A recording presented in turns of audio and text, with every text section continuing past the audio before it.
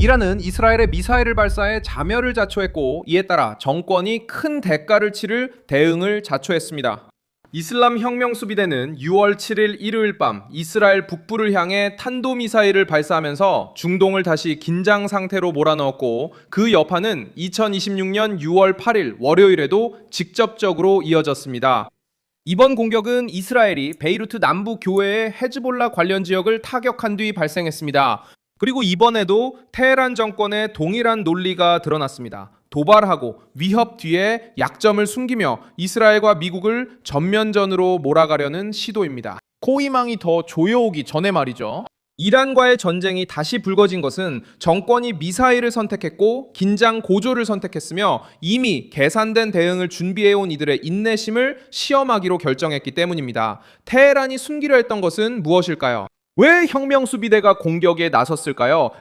트럼프와 이스라엘은 어떻게 이 도발을 가혹한 대응으로 바꿀 수 있을까요? 곧 모두 알려드리겠습니다. 이런 직설적이고 군더더기 없는 컨텐츠를 좋아하신다면 구독을 고려해보세요. 여기서는 매일 이런 영상을 올립니다. 새로운 위기는 이스라엘이 북부 이스라엘을 향한 공격 이후 베이루트에서 헤즈볼라와 연관된 목표물을 공격하면서 시작됐습니다. 이슬람 혁명 수비대는 이번 공격을 이스라엘을 향한 미사일 일제 발사의 정당한 이유로 삼았습니다. 이란 정권은 이를 보복이라고 불렀습니다. 하지만 선전 뒤에 숨겨진 진실은 더 단순합니다.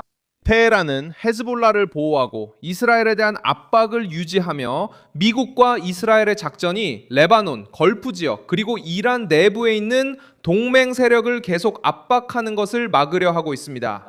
미사일은 이란 지역에서 발사되었고 주로 이스라엘 북부를 겨냥했습니다. 사이렌이 울리고 민간인들은 대피소로 달려갔으며 이스라엘 방공망이 가동되었습니다.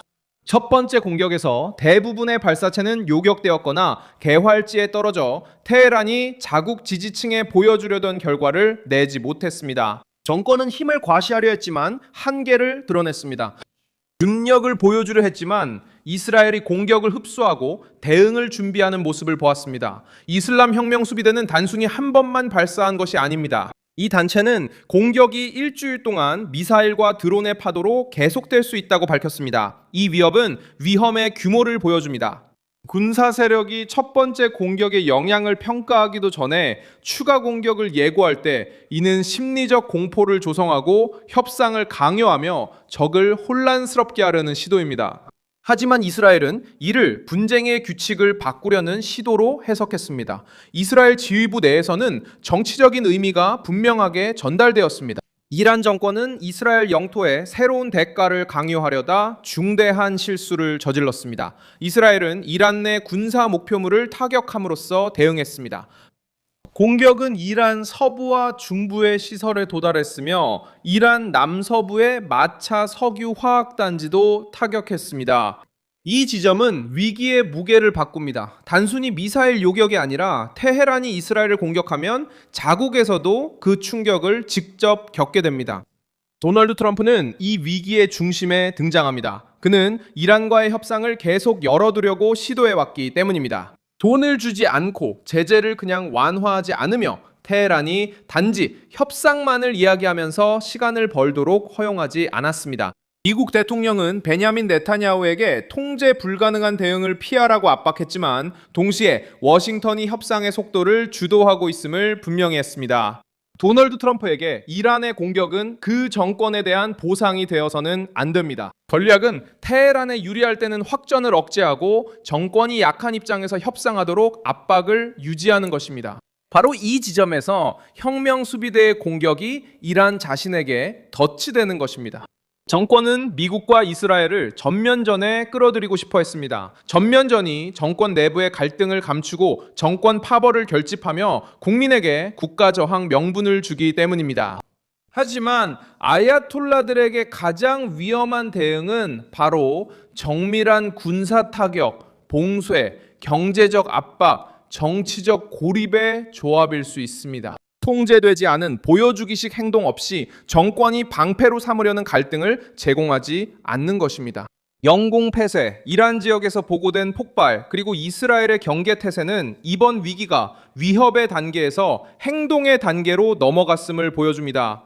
이스라엘에서는 학교가 휴교되고 공공 모임이 제한되었으며 시민들은 다시 사이렌 소리와 대피소 생활에 익숙해지고 있습니다. 중시에 테헤란에서는 정권 지지자들이 거리로 나와 미사일 발사를 축하했지만 대부분은 약속했던 효과를 내지 못했습니다. 헤즈볼라도 이 상황의 중심에 있습니다. 이 단체는 이란 축에 연결된 무장 조직으로 레바논에서 활동하며 이스라엘 북부를 압박해왔습니다. 이스라엘이 베이루트와 레바논 남부에 있는 헤즈볼라의 거점을 겨냥할 때 테헤란은 헤즈볼라의 손실이 자신들이 직접 나서지 않고도 이스라엘을 위협할 수 있는 능력을 약화시킨다고 판단해 대응합니다. 혁명수비대는 동맹의 체면을 살리고 이스라엘이 레바논에서의 작전을 철수하도록 압박하기 위해 개입했습니다. 하지만 이란이 직접 개입함으로써 이스라엘이 이란의 핵심 기구를 공격할 명분이 더 커졌습니다. 이번 위기는 미국이 주도하는 협상에도 압박을 가하고 있습니다.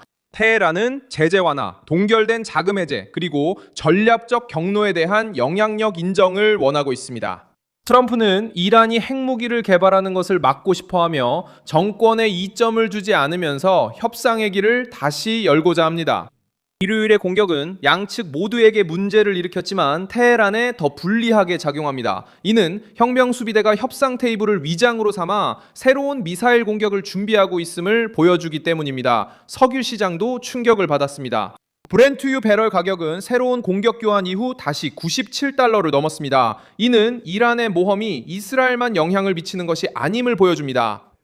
네타냐후는 강경한 대응을 요구하는 국내 세력의 압박을 받고 있고 트럼프는 혁명수비대가 전쟁의 무대를 선택하지 못하도록 속도를 조절하려 하고 있습니다. 이 대응과 계산 사이의 긴장이 앞으로 몇 시간 동안 결정적인 역할을 하게 될 것입니다. 이란 정권은 용감한 이미지를 팔려고 하지만 그 일련의 행동들은 절박함을 드러냅니다. 자신 있는 쪽은 미사일 하나하나를 퍼레이드하듯 과시할 필요가 없습니다. 위기를 통제하는 사람은 영공을 폐쇄하지 않고 여러 도시에서 방어 체계를 가동하지 않으며 자신의 경제를 새로운 타격의 위험에 빠뜨리지 않습니다. 이슬람 혁명 수비대는 이스라엘에 두려움을 주려고 했지만 오히려 이스라엘이 이란의 더 민감한 지점을 공격할 수 있는 문을 열어주었습니다. 잔혹한 보복은 꼭 하룻밤 사이에 이루어질 필요는 없습니다. 그 보복은 여러 단계로 이루어질 수 있습니다. 군사 목표물 타격, 방공망 해체, 전략적 인프라 압박, 레바논에서 헤즈볼라를 궁지에 몰아넣고 테헤란이 협박 없이 협상에 나서도록 강요하는 것입니다. 이것이 그 정권이 가장 두려워하는 점입니다. 전면전은 강렬한 이미지를 만들어낼 수 있지만 지속적인 압박은 내부를 갉아먹습니다. 트럼프도 이 사실을 알고 있고 이스라엘도 알고 있으며 혁명 수비대는 이 계획이 되돌릴 수 없는 지점에 도달하기 전에 이를 저지하려고 합니다. 저는 밀손 알비스 글로벌입니다. 제 목적은 매일 진실로 여러분께 정확한 정보를 전해드리는 것입니다. 뉴스 링크는 영상 설명란에 있습니다. 이 영상에 좋아요를 눌러주시고 채널을 구독해주세요. 그리고 마지막에는 댓글도 확인하셔서 밀손 알비스 커뮤니티와 더욱 활발하게 소통해보세요.